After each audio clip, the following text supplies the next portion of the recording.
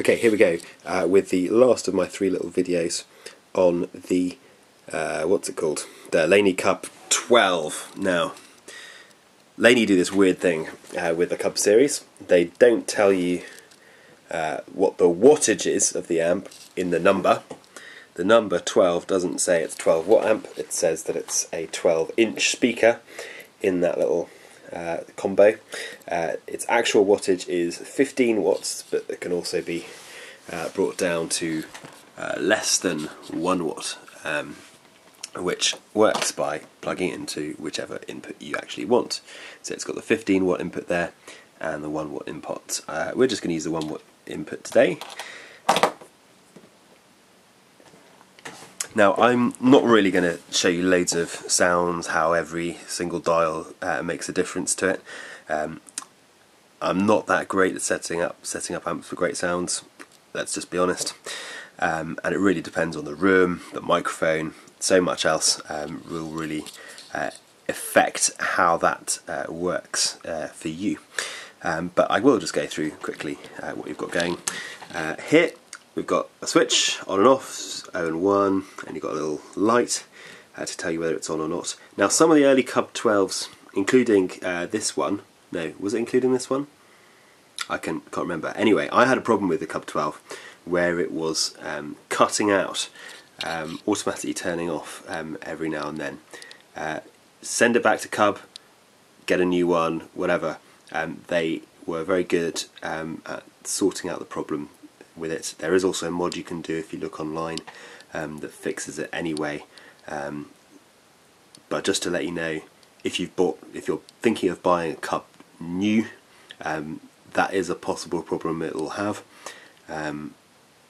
Look on the internet, see if that's still affecting them now or not. That's just a little warning, but I really wouldn't let that put you off buying this amp, which is an absolute steal for its price. So here we go. What have we got? We've got a tone control, which mostly seems to put bass back into the amp. Most of the other things seem to be so in this kind of setting, then it'll put a bit of bass back in into the tone. I don't really know what the tone control does. I tend to have it pretty much at the top. Volume, self-explanatory. Bass, middle, treble, your EQ controls. I find that in the environments I actually play in, then I don't need much bass because they're quite bassy rooms, and because I'm largely using the sound of the amp rather than miking it and getting too much noise from coming through the actual PA, where you can then EQ it yourself. So you have to kind of balance that for your room. So I don't have much bass going. Middle, treble, and then your gain control. Very, very simple. Now, with a humbucker type guitar, I find that 3 is the sweet spot for this amp, where you can get your treble, you can get your cleaner kind of sounds if you just back off a little bit, don't pick too hard. But if you drive the strings, then it drives the amp, and you just get some nice little break up. If you want to get dirtier than that, you can add pedals, you can do all sorts. But I would generally say just stick it on 3 if you've got a humbucker guitar. If you've got a single coil, I think you need to go up to more like 5, from my experience, to get that kind of balance. And really, that kind of thing is what this amp is all about. It's not the amp for if you want to have a clean sound that's super clean, and then you use a switch and you go to a dirtier kind of sound. This is a 1-channel amp. This also, I must add, is not the Cub12R, which has reverb. Who needs reverb in an amp?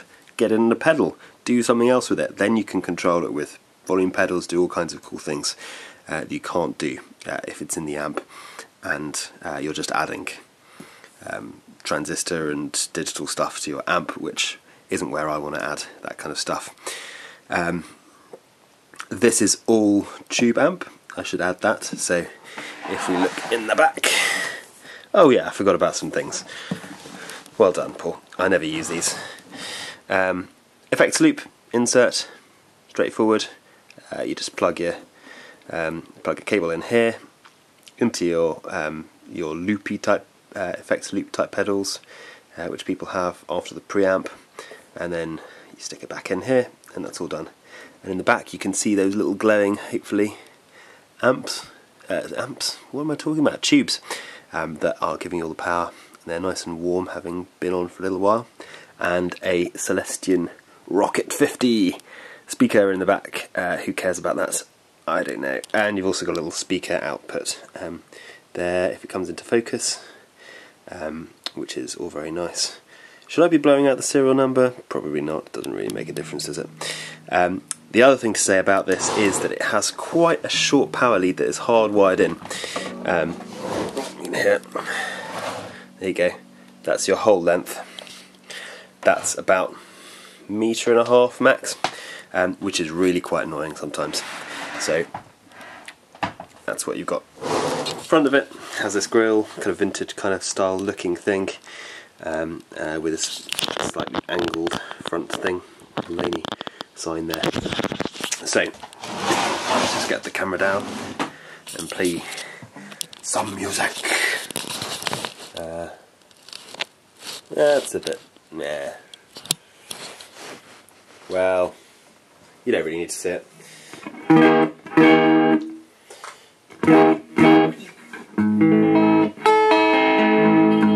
Should really have tuned my guitar first. There we go.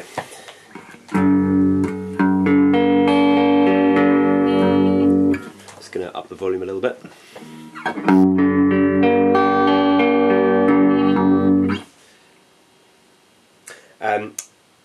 So, as I was saying, this particular spot on the gain of 3 is where you get that little sweet spot, and that's where you want, what you really want out of this amp. You just want to have that option to break in a little bit of overdrive.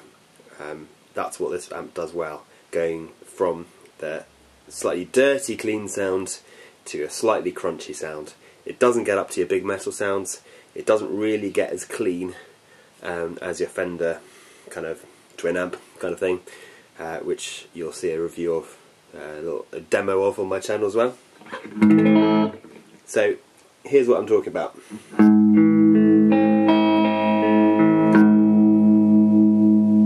Nice little soft kind of sound. Now if I just pluck the strings slightly harder, you're starting to get that little bit of saturation going.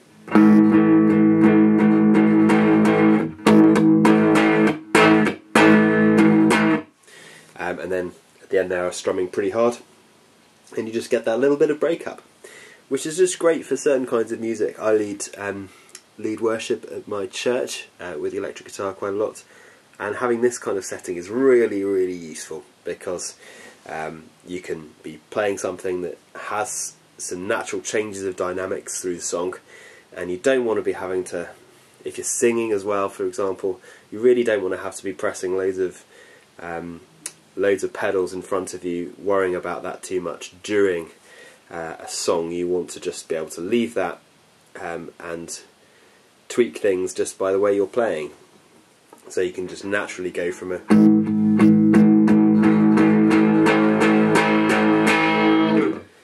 and you've got that change of dynamics, which this amp just does really well, without getting hugely louder at this point, but just getting a little bit louder and getting dirtier. Really nice kind of setting for this amp, if you ask me. Neck pickup.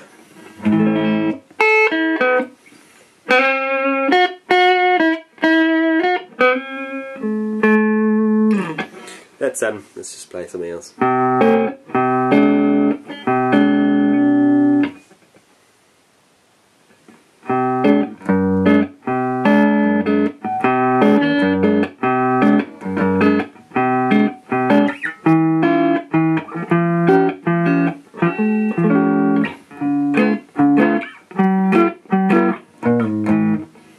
I don't know what I'm doing.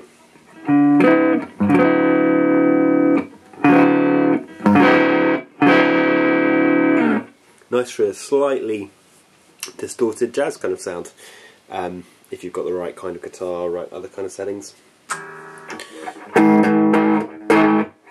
Classic rock kind of stuff.